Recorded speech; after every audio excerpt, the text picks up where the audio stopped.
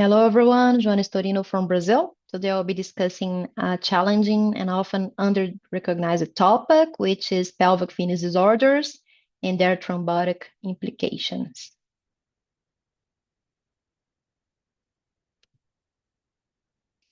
I have no disclosures. Pelvic venous disorders lie at the intersection of specialties. Vascular surgeons often overlook the pelvic origin of venous disease, while gynecologists may miss the venous cause of pelvic pain. And unfortunately, there is little communication between them, which delays diagnosis and treatment. There are several reasons for diagnosis challenges as deep location, complex anatomy, cultural barriers and embarrassment. The same symptomatology can correspond to different pathologies, and the same pathology can present with different symptoms, and the intensity of the symptoms can also vary. PVD can manifest in many ways.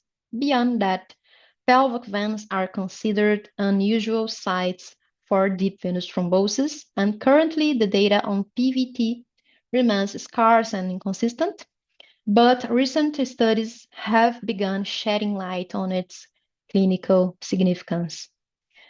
Let me pause here for a moment. This slide is simple, but the message is powerful. For too long, the thrombotic dimension of PVD has been in the dark, unnoticed, unexplored, and underdiscussed. But the moment we turn on the light, when we actively look for thrombosis in the pelvic venous system, we start seeing it. And once we see it, we can no longer ignore it. It's time to shift the paradigm. Pelvic venous disease is not just about varices and pain, it also carries real thrombotic risks that we must recognize and address. Here we see a transvaginal ultrasound showing thrombosis in periuterine veins. Note echogenic material within the venous lumen. This is consistent with thrombus, and this case highlights the importance of targeted imaging protocols and active search for thrombosis. The potential for thrombosis either as a primary event in pelvic veins or as a consequence of complex venous hemodynamics and structural changes within the pelvic venous systems may be under-recognized or forgotten in the broader picture of PVDs. PVD involve anatomical and hemodynamic changes that can promote stasis. Postpartum hypercoagulability increases risk, and endovascular procedures such as embolization or stenting add endothelial injury. All three elements of Virchow's triad are present here. The endothelium plays a vital role. CVD and PVD are not just the cause of chronic inflammation, but also increases the risk of thrombosis.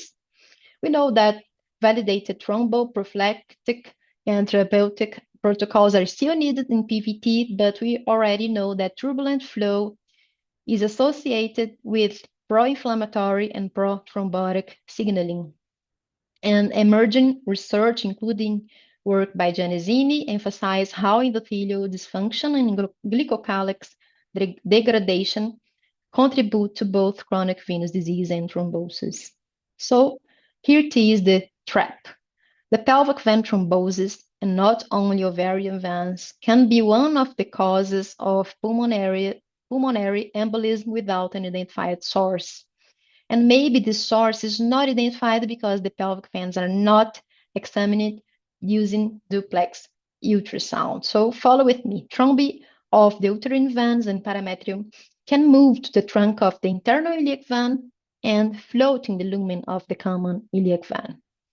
There are no clinical manifestations of iliofemoral venous thrombosis, but a thrombus dangles in the common iliac veins.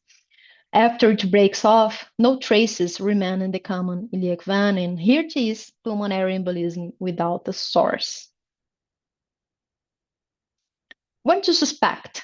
Symptoms of pelvic vein thrombosis include sudden, non-position pelvic pain, worsening chronic pelvic pain, low-grade fever, and chills. These are easy to misinterpret, so we must maintain a high index of suspicion. In a prospective study of 588 women with PVD, PVT was found in almost 8% of patients and was symptomatic in nearly 30% of them. Most asymptomatic cases involved only one parametric vein. Anticoagulation led to symptoms relief in 10 days and vein recanalization within 1 to 3 months. A cross-sectional study of 1,383 non-pregnant women found incidental PVT in 3% of cases. Risk factors included multiparity, recent surgery, leg varicose veins, and family history of VT. Thrombophilia was present in almost 13% of those diagnosed. What about treatment? Principles are similar to those for thrombosis in other unusual venous sites. The decision for anticoagulation, especially for incidental findings, requires balancing thrombotic and bleeding risks. Optimal anticoagulation treatment for unusual site DVT remains unclear. The TRUST study proposed a standardized 6-month anticoagulation treatment for unusual venous site thrombosis. My conclusions are: it's not too late to reconsider clinical paradigms, address overlooked diagnosis, and modify our approach through PVD and thrombosis. PVT can complicate PVDs or interventions. Anticoagulation is effective for symptomatic PVT and recommended for post-procedure prevention. Further research is needed to better understand the full spectrum of PVDs, including the role and management of associated thrombosis. Thank you for your attention. And remember, what we ignore becomes invisible to our eyes, and in pelvic venous disease, that invisibility has serious consequences.